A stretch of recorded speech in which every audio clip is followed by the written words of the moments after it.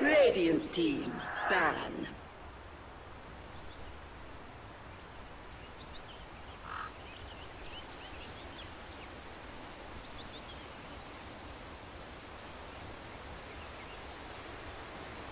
Ten seconds remaining. 5 seconds remaining.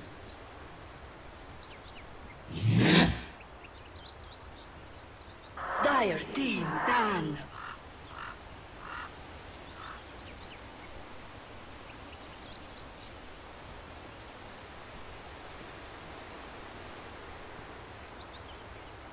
Ladies and gentlemen, hello and welcome back to the Southeast Asian qualifiers. We're here. It's the Boston Major. Well, not completely, but we're getting there at the very least. Faceless facing off against TNC Pro Team. I'm Lyrical, joined as well by Draskell. Draskell, how you doing? We just saw a game that didn't actually include either of these teams. We saw a different and interesting meta.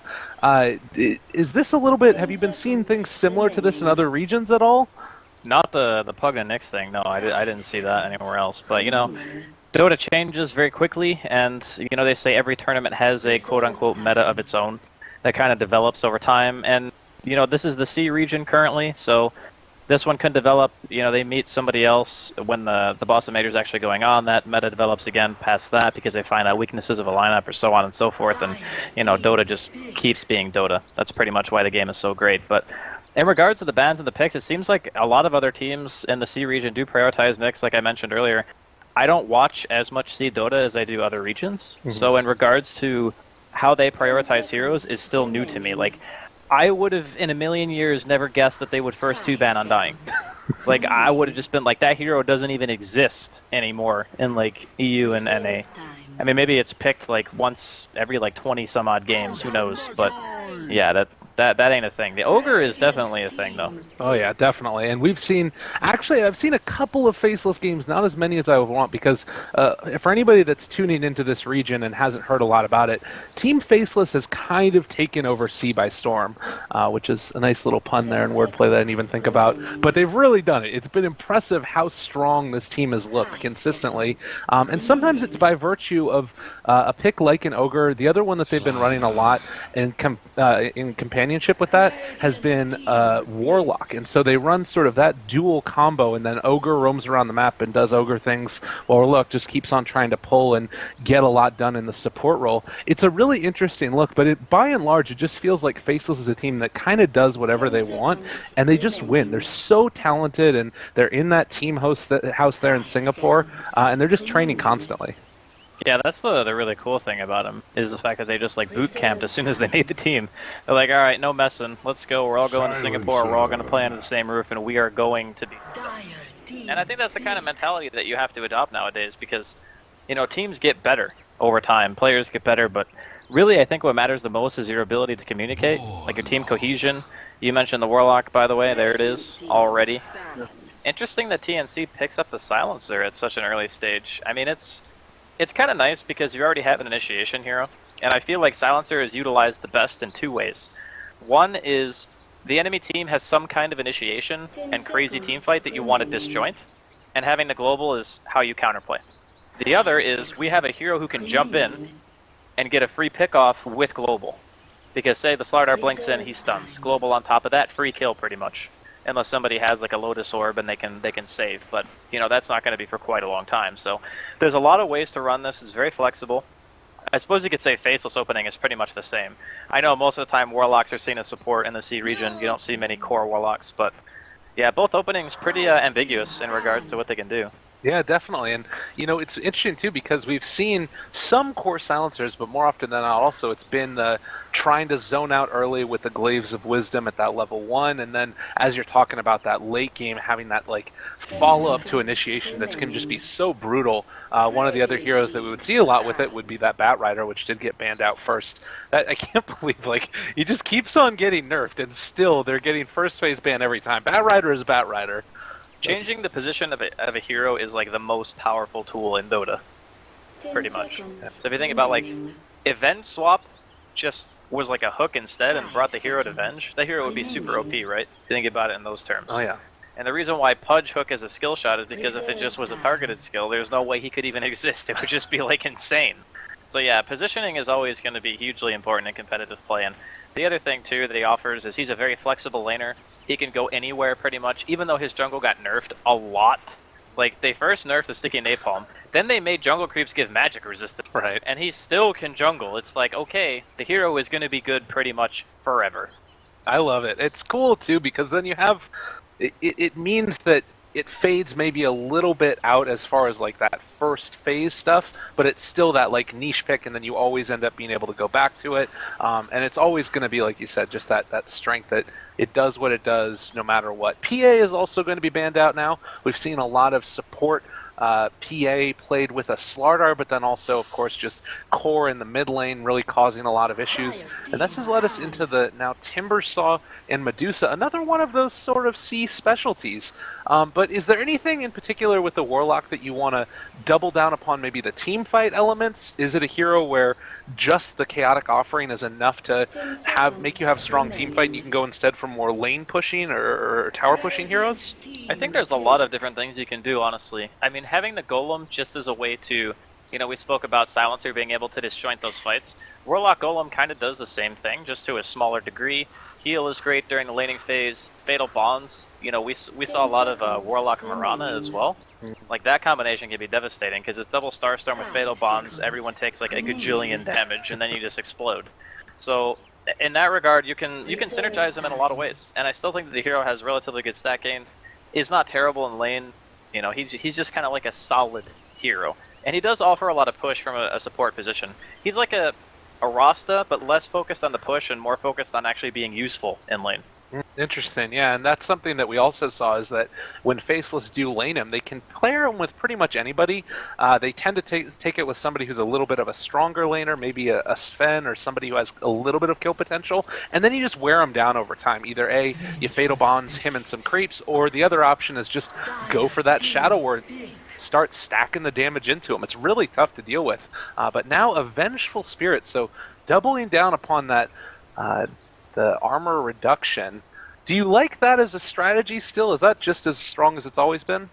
I mean, minus armor is always going to be great, because it's very hard to itemize just in general against Slardar alone, because of how much armor he can negate just by himself. So when you force the enemy cores to itemize it optimally, yeah, that's going to be a benefit, and Vengeful Spirit just kind of adds another layer onto that. So in a way, I do think it's alright, but the actual hero I don't think is super strong at this like particular juncture. Like, I'm wondering what TNC are actually thinking when they pick up the Venge. Because there's nothing on the other team that I'm looking at and I'm saying, okay, they need Venge swap to counter like a Bat Lasso, or they need a way of saving, right? So I'm not really sure what the captain's idea is in picking the hero, but I'm sure the 4th and the 5th pick will make it a little bit better. Because right now I don't see the place for it in the draft. Yeah, maybe it's something that will get revealed in a little while, but now we do also get another one of those heroes that's just kind of classic Faceless. And I believe this is going to be the Ice Tidehunter, if I'm not mistaken, which... This is like a meat wall team. Like, look at this. They got like the 2 biggest heroes, pretty much. And then they have a Warlock to heal them. They're just gonna like walk at buildings. Their lanes are pretty darn strong. Like, the Tidehunter is hard to harass.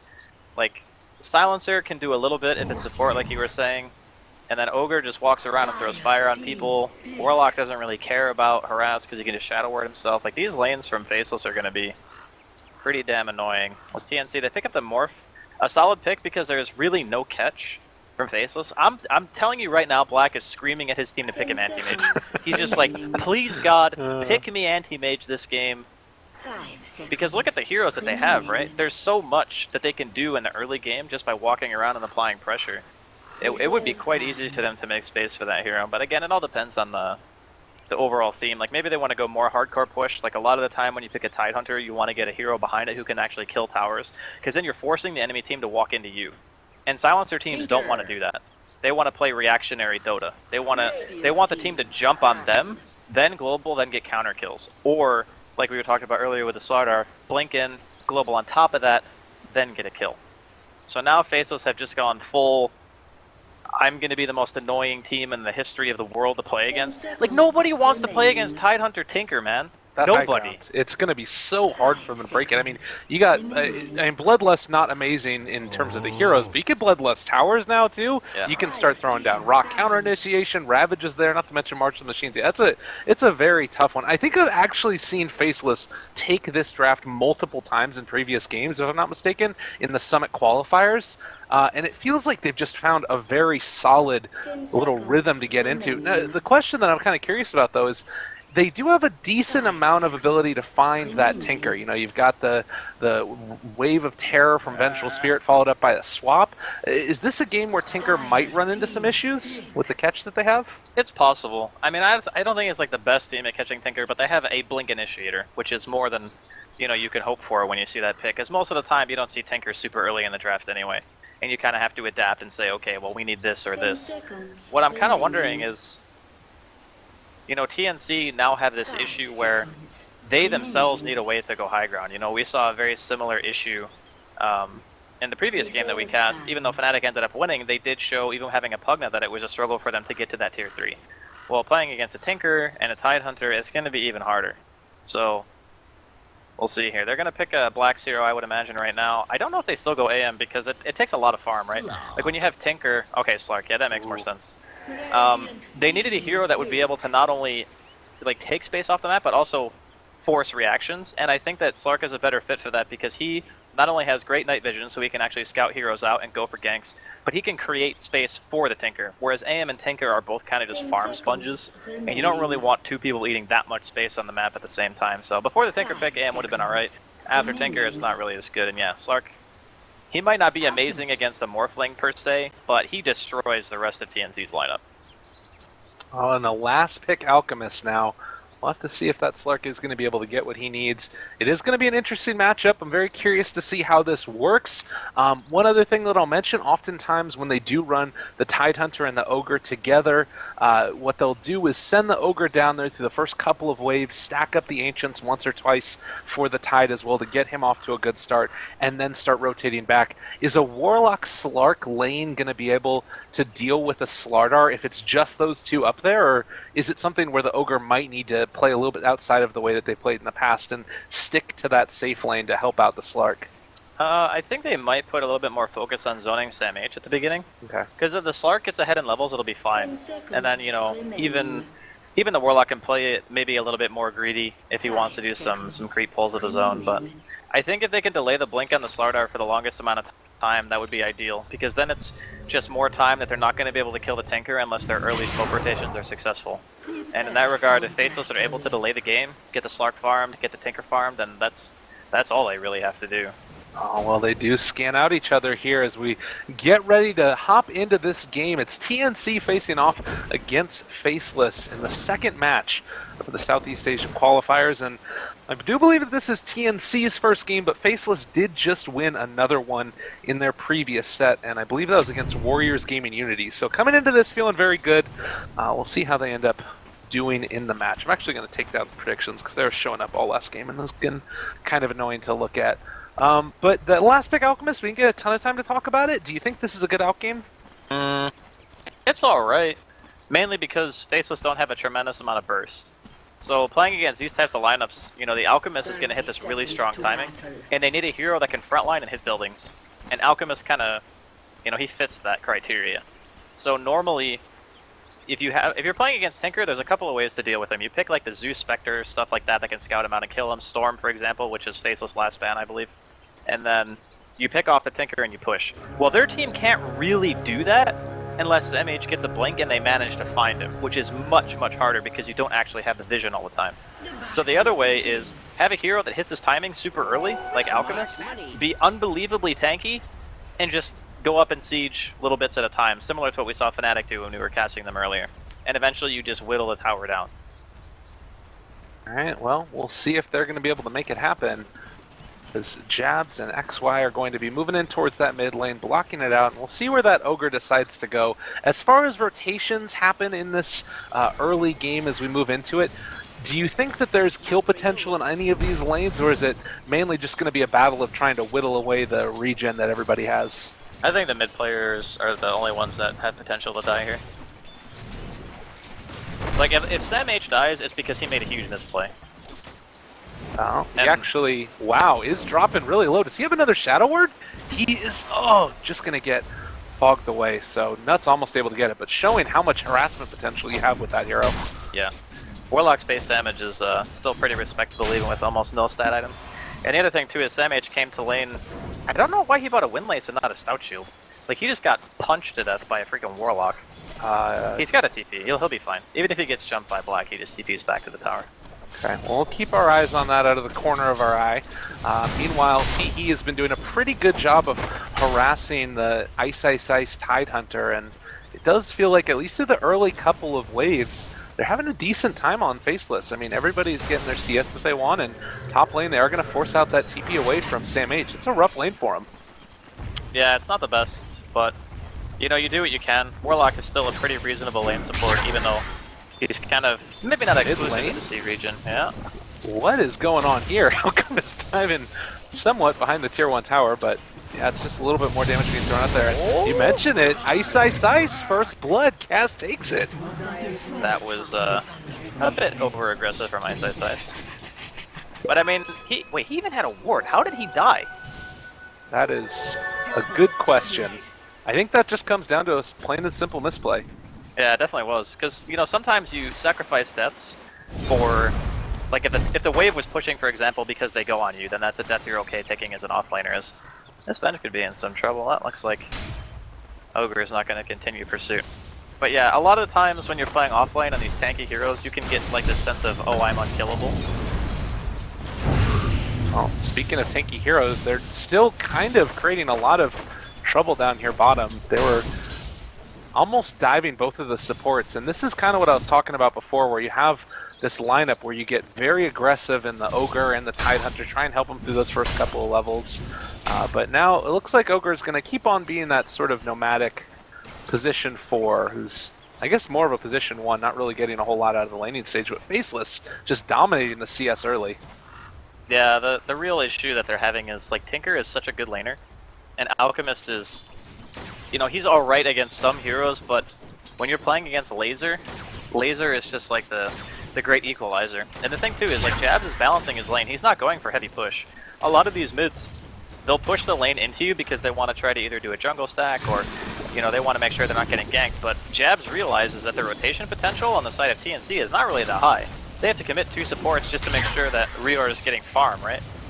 And if they rotate, it's going to be super freaking obvious. He might be dead. Jabs just running at him. Nicely played.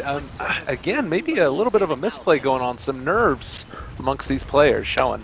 Yeah, it's very common for... Oh, actually, I might have to hold that thought. Nice. Bottom lane in some trouble. They do get out the stun. Waveform is available. They're going to chase him down. And, well, can they find the kill? Teehee, they just don't do quite enough damage.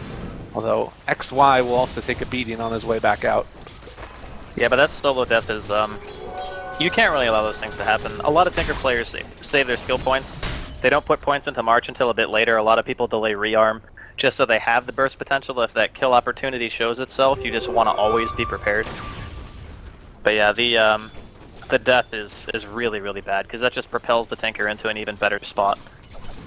Well, maybe they can make something else happen here, and Invis Sam H is going to move in and wait for his moment. They ping out the courier, but don't really get into a position where they're going to be able to find that kill. And they might start thinking about trading farm. They have the rotation in from Cass. Jabs dropping low, and that is going to be a kill. They find the return against Cass with XY moving in, but I guess that's the best you could hope for with the Invis rune. That was a super good reaction, yeah, by the Tinker. Like, he was dead 100% as soon as he was, the acid spray came down. And then he just guarantees that they're at least going to make a trade, and he's not going to die for nothing. The real issue is, even with Ice dying, you know, you look at TNC's farm rate on this Morphling, and it is not doing it. He's like half the CS of Black at the moment, because Black doesn't even have a freaking enemy hero in his lane. Black has has the same amount of denies as Morphling has CS. That's how you know your lane is having a bit of a tough time. Yeah, Ice, like you're saying, playing this off lane really, really well. So how do you react to this as TNC? Do you need to start trying to, like, make moves, or is it just inherent that they're too greedy early? They are very greedy. I mean, they need Sam H to get Blink. Okay, he just sprinted into a full creep wave. That was awkward. But yeah, they need him to get Blink in order to really make moves. Like that Invis rune was just super fortunate that it was there. Because no Invis, no kill. Even a haste would have been a much lower likelihood for jabs to go down there. But, you know, they got a little bit lucky. Even with that luck, they're still obviously falling behind in the lanes. Like, for crying out loud, their Alchemist is only 1 CS ahead of Ice Ice Ice. Oh my god, and they are literally diving in between the towers, and there's just nothing the TNC can do to this. They are bullying Sam H out of his lane and back behind the towers. 3 heroes here, and they might just be able to, I don't know if they can take it, but they can at least do some damage. Yeah, this is the kind of pressure you can apply when the supports are a Silencer and Avenge. They just really don't offer that much in the way of early game skirmishes. He's trying to TP out of there. Oh, just barely off the mark with that Fire Blast. Might have been able to get it, but they are going to have to be backing out. Ogre cast point. That's a Bible thump moment right there for Ogre players. Well, the early stage already up to about a 1,200 gold lead just off of the, you know, the CS advantage and a 2,500 almost experience lead. How crippling is this to the middle game? Can TNC still like fight back from this type of a deficit early? Is it just about trying to wait out the laning stage?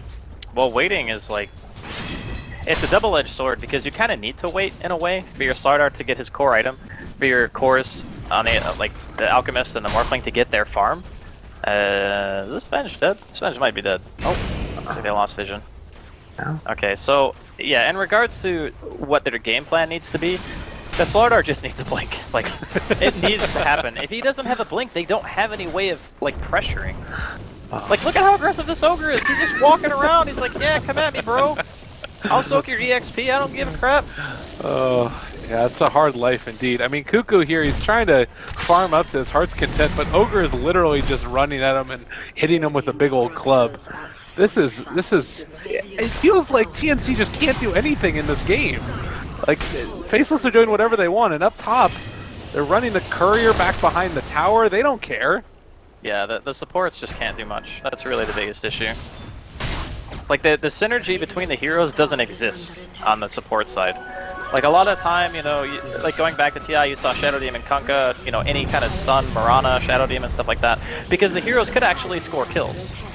And the only way that those two supports score kills is if they're with another hero that has a nuke.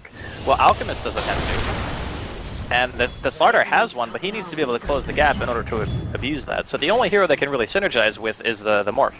And that's how they got the kill on Ice Ice Ice. But that only happened one time. And now he's almost level 8 at 8 minutes into the game. And he's got more CS than the freaking Morphling. Oh my god. Yeah, when it rains it pours now. Teehee gonna get chased down as well, and I mean it's just feeling like they can really do whatever they want, and Tinker has bots. Oh boy. Oh man, 8 minutes 40 seconds bots, and Teehee is gonna be able to dodge away from that gank, but we're gonna try and move away, switches over to strength form. They escape the gank that comes their way. I mean, escaping the gank is nice and everything, but you're still not, like, you're not asserting your presence on the map. Dota is not a game where you really want to sit back and do nothing. You want to be able to force the enemy team to react in some way. And sometimes that's just having better late game and saying, okay, if you don't stop us from farming, we're going to get out of control. Like, that's a way of forcing the enemy team to do something. Another way is, okay, well, we're pushing your tower, now you need to make a choice. Do you defend the tower or do you do something else? I don't think TNC's team can really do any of that. Like, they can farm, sure, but the Morphling's not farming that well. No. The Alchemist is, like, he's kind of getting there, you know, he's got his armor, he's got 1,000 gold, it's 9 minutes in, so I guess he's the one, you know, Cuckoo, he's going to be the guy they have to watch out for if you're Faceless right now. And I guess this just means making it a priority to take him down in a team fight. It feels like they have a lot of the tools they need to deal with the Alchemist if they have this level of farm. I mean, they have burst damage from jabs. He's already level 9 at this point. We talked about it. Boots of Travel online, and it does feel like he can really start, you know, making his presence felt in a similar type of way. But the movement forward, Smoke Gank is going to be revealed, going to be able to catch the kill, potentially. Although as they pull him back in, Ravage gets popped onto 3, and I don't know if they have the follow-up that they need to make that work, unfortunately. Black rotates in, is going to be able to find the kill on the cast. Meanwhile, XY chasing down Teehee. They are going to try and go for the deny, or just run away? He doesn't have a TP. Alright. You don't want to lose the... What are they doing with the courier? It's a bait. It takes like 4 hits for him to kill that thing. They're just doing it for vision.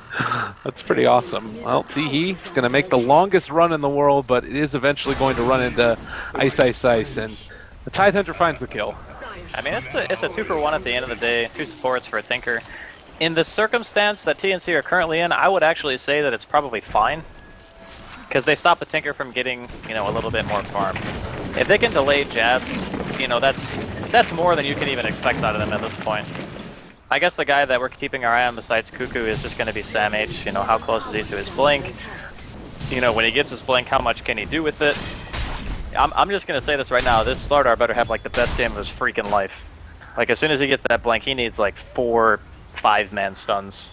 He did play a really great Slardar consistently when we saw them at TI. He was a huge part of that lineup that obviously made it, I believe it was top 8 as well. I can't remember exactly what their placement was, but it did exceptionally well. And he was one of the returning members of that crew. Yeah.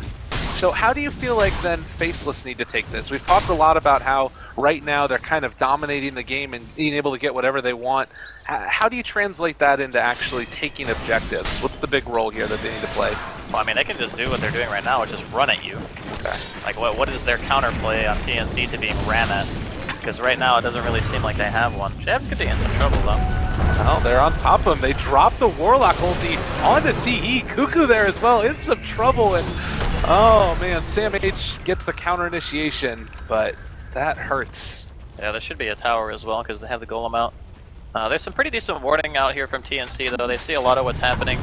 The actual issue stems from the fact that they're not going to be able to deal with the March and golem, so they might just end up sacking the tier 1, I guess.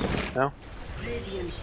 Well, the thing that's interesting about this to me too is we do see the sack of that tier 1 like you were saying. Well, maybe not. They're moving into contest. Damage out, Sam H. Yeah, they're not going to be able to get that tower. They pulled the creep wave through. Yeah, that's good. They can keep that tower alive. Like, I thought they might sack it. But I think as soon as it's off black farming top, like, not a huge chance.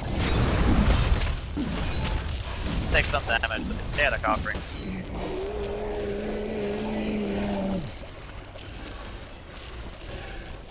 Making his way back into the game, not so great. And this is talking back a lot of it is the map control. Commitment. Live on the blessing. That's why they commit. Then we have more of the map to work with our farm. And if we can do that, we can make sure that Cuckoo hits that timing.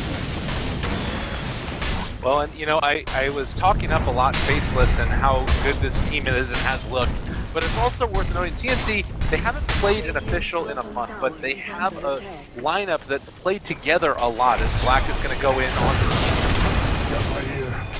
And they find the kill. But it's a lineup that's played together a lot. TE, the guy who did just go down, was one of the founding members of TNC previously. They found another catch on the Morph lane, but a great way to find the kill. So they're a lot of strong players, and I think a lot of people are just ready to count TNC out because they lost Jimmy, because they lost AU to Fnatic. But I still think they're going to be a strong force to be reckoned with in these qualifiers. I mean, they've done a really good job at stopping the bleeding. You know, they're not getting any more heroes picked off. I mean, sure, they ended up losing a tier 1 in the safe lane and the top lane, but, you know, we kind of expected just from the hero selection that the bench, silencer combination of supports just don't really do that much during the laning phase. It's later on when I think they really start to become more of an issue when things like swap are available, global silence for counter engage, or even just making your own engagement that much stronger. So I think, you know, their power spike, it's still going to be there. And Cuckoo has his Radiance and Armlet in less than 15 minutes in, so he's on point. Feels like an important instance right here. Rabbit's available, drops it onto 3. Oh my god, it's a lot of damage being dealt. Black turning on to Cass, trying to TP out. You're not going to get that one though. And Sam H so close to, well, not even really to Blink Dagger. Cuckoo is probably going to go down here as well. Man, Black is a force to be reckoned with already. Shadow Blade online and triple kill for him at 15 minutes. Okay, that was very optimistic. I understand where TNC are coming from, wanting to defend their stack. They're like, alright, this is like a 4 stack of Ancients. It's a pretty big economical loss, problem is, if you lose the ensuing fight to the Ancients that hard, you lose the Ancients, you lose the fight, and you lose a tower.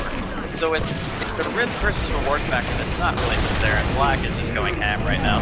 Oh man, that is really a problem. All of those stacks were depleted, but he still does a ton of damage. And another quick thing, I mentioned Teehee, he has just recently switched over to the support role, so maybe feeling not quite comfortable in that. It's certainly showing here as I believe that he's died the most out of everybody in the game. 0-5. It has been a rough one for that Silencer. Yeah, you don't want to play Silencer against Slark. It's like the worst thing in the entire world. I would say that anybody who plays support Silencer can tell you that, but his global was not really on point either.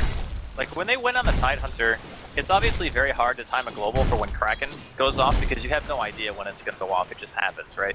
But after the Ravage, he shouldn't be hit by the stun. Yeah. He should always be able to global immediately after the Ravage because there's no reason for him to be close to the fight in the first place. Maybe, like you said, it's just him not feeling totally comfortable on the role, or he's not as familiar with the hero, but he needs to be very, very precise with his global timing if they want to have any chance of winning.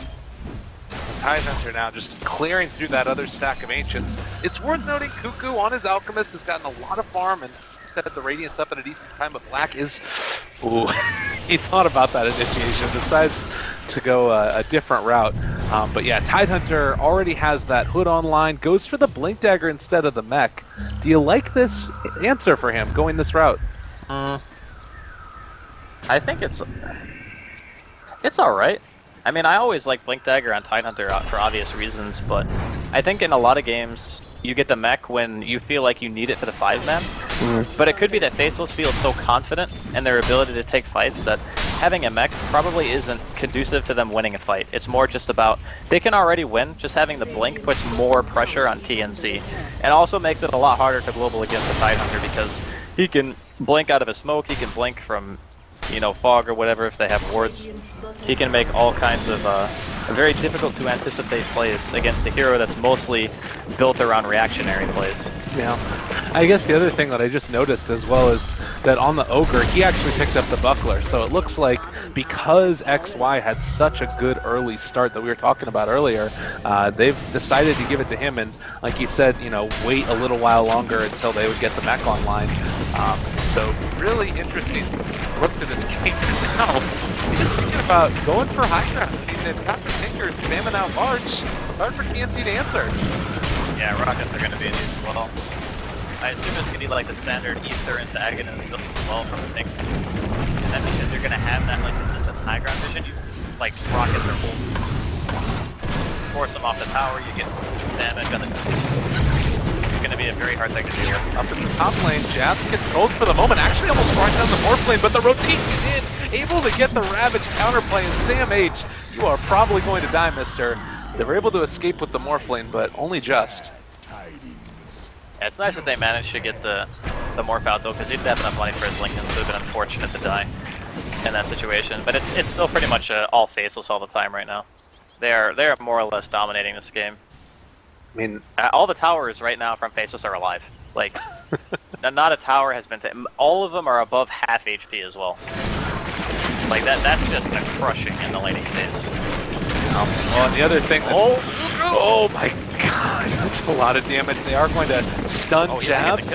Oh, they have a Blink Dagger. Well, no, they don't. Yeah, he's going to end up being in trouble. No more mana for rearm. Jabs getting ran down, and only hope is to try and get him blocked by creeps, but turns around and Alchemist found the kill. Good reaction there by Cuckoo. Yeah, he realized that he had no mana, really.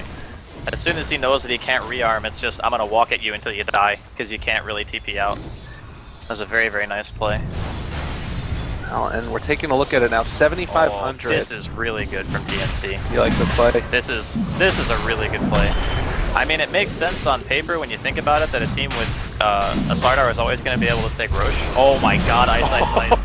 He freaking knows, man. On top of it. Oh, and bashed by Roche. Cast, no! Say it ain't so. He's going to go down and, well, maybe. Yep, there's the kill. Dude, that was such a nice idea from TNC, and they just gave like a half-health Roche and a way to... Oh my god, I can't actually have gone any worse. Well, they didn't even look. There's not even any vision on the side of Faceless where they went in and smoked. yeah. So that was just pure. There's no game vision on that sense. side of the map. It was just pure game sense. Ice is like, they have no vision anywhere. They see a core showing on the map, and they're like, they're roaching, and he just goes there. Like, what a god, honestly. You know, we're giving him all this credit. It could just be that he was blinking down there because it's the fastest path to bottom lane where he wanted to farm. That's That's probably what he did. Nah, I'm sure he actually probably knew that it was going on. But yeah, it was a nice try from TNC. It's one of the better ways to get back into the game. Because a lot of these teams fall into not a false sense of security, but they get very confident. They're like, yeah, okay, they're in the base. You know, they're not doing anything on the map, but this ain't no pub Dota. TNC were trying to make a move, and they get called on it. And because of it, they now have to deal with Black having an Aegis. I mean, this to me feels again like one of those teams that is just not making mistakes in this stage. I haven't seen a play from Faceless so far this game where I've been like, oh, that was not really the best. Like there are a couple of those in the Fnatic where it's like a little bit of rust on them slightly. Yeah. This looks very collected and on top of it from them. Yeah, they feel a lot more polished than the game we saw earlier. 4-13 is the score. Has still been an Alchemist farming away fairly consistently. What's the route for them to actually be able to? Oh man, is he gonna die? Gets the bounty rune, but yeah, that was never meant to be. If he had Chemical Rage, I think he might have been able to actually get away from that. I mean, you can't Manta Pounce, for example, but if he has the Chemical Rage, he might be able to toggle Manta for the confusion after the pounce ends and maybe try to get away, but yeah. Without it, he's just gonna go splat. Every time he dies, it's a huge blow to TNC. Because he needs his Octarine, he needs like the... I don't know if he goes Shivas or 8C, either one is really good. Maybe 8C just because he needs the extra armor. And dear god, man, this Slardar. We talked about how important his blink is and he still doesn't have it. Like it's 23 minutes in. Well, they have made a pretty concerted effort to shut him down, and it's worked out a great effect. He's still... I mean, one good team fight and he'll get it, but the question is, how do you win a team fight if you don't have a blink on Slardar? You have to sprint into them, which is just suicidal at best, with the Tinkers spamming out laser and missiles.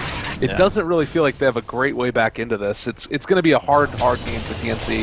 It's got to be like the least impactful Slardar I've seen in a long time. I mean, usually at some point, a Slardar gets involved in a team fight where there are kills, and then he's able to get a blink dagger because of those kills, like you were kind of talking about earlier. But because of the way that, you know, Faceless have been playing in their lineup, if they start 5-manning, there is no way Sam H is getting a casual walk-in crush. It just ain't happening.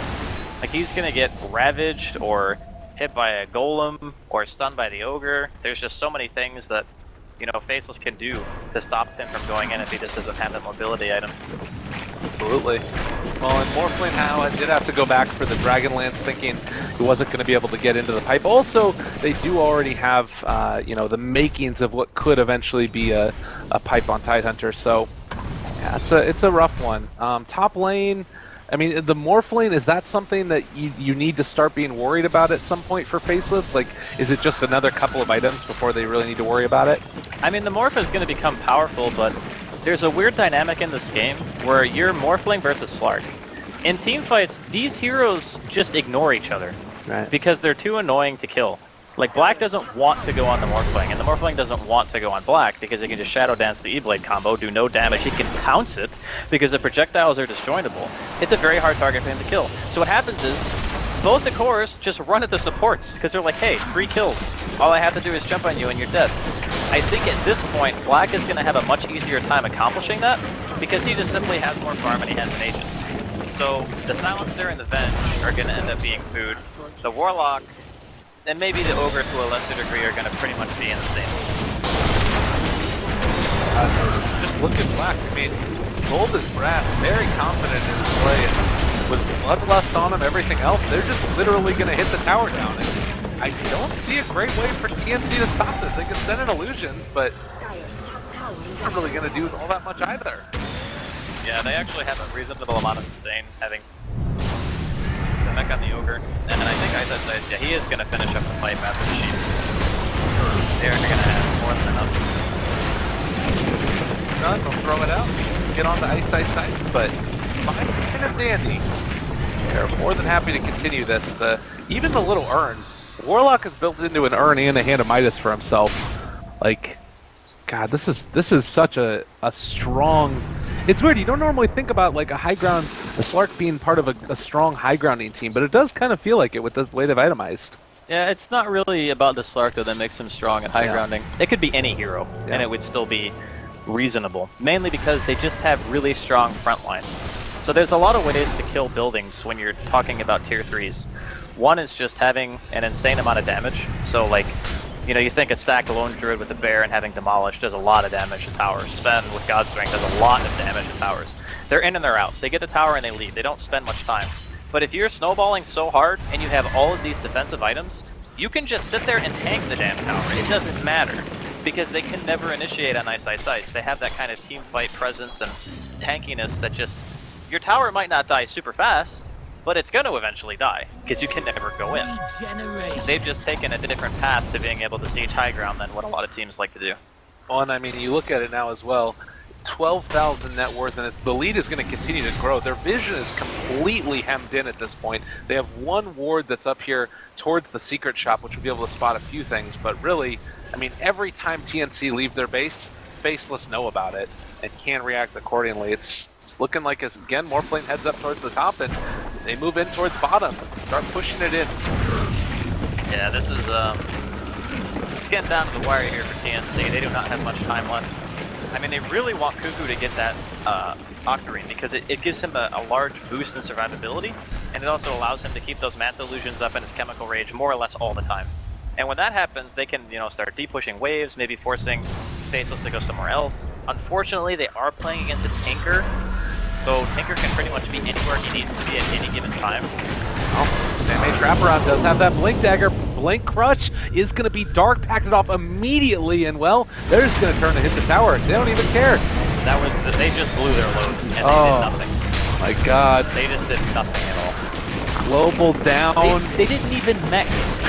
Like, he didn't even use his mech. He's just sitting there with it off cooldown. He's like, yeah, whatever. Doesn't matter. Jeez. Well, talk about confidence. Faceless, after winning their first game, still feeling very, very strong now. And maybe they set their sights up top to try and deal with the Morphling. He took a tier 2 tower in the meantime.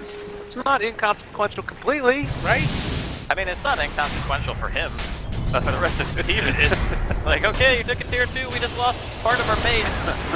I mean, it's a sacrifice that was necessary, because there was no way they were going to be able to fight that. Now that the E-Blade's available, you know, maybe if Rior had that a little bit earlier, it would have been enough to be able to stop the push. And forget Aghanim's, Jab just goes straight Hex. Oh man, Aether Hex, long range initiation with this. And I mean, it's a great item, great to deal with them. And they're throwing out the Lucian Sam H Hex up, brought down Rabbit onto 2 Ice, destroying him. Follow up Chaotic Offering. Oh, Cast, you're in trouble as well. Everybody dropping from TNC, and Faceless just stomped on their dreams. My God. Yeah, that was, guys, I got my E-Blade. Oh my God, and the meme is gonna be real as Cuckoo is getting ready to drop. Another Hex dropped out on top of him, and, well, 5 heroes gone again. That's gotta be game. I don't see any way that they can come back from that. That is a lot of damage. 30 minutes into it, 2 sets of racks. Did they pop mech that time? Alright, they did. Yeah. They did enough to warrant one of the supports using an item. They didn't pop pipe though, so I'd say still holding on to that one just in case. No, I think he popped it at the very beginning of the push when the creep wave was there. Okay. And it just came up like after the fight was kind of winding down. But yeah. I mean, what can you really say? That like TNC's draft, their supports just didn't do anything. Like they did nothing. I think they killed Ice once. Right. And that was the entirety of their early game. And then you have this Warlock who's like pulling and getting EXP. Stam H didn't have a Blink Dagger until 25 plus minutes into the game. Like, no hero did well in this game on TNC except for Cuckoo. Oh, and they dropped the E-Blade combo. Don't find a kill. Still hitting away. This is going to be mega creeps. And TNC, you know, it's a valiant effort staying in the game. Never give up, never surrender. But GG is finally called. And Faceless looking strong. Yeah, they really did look very convincing this game. Very few mistakes, if any, honestly. Yeah. I feel like they had a pretty strong draft. I don't, like, even going back to the draft, why did they pick Venge? Like,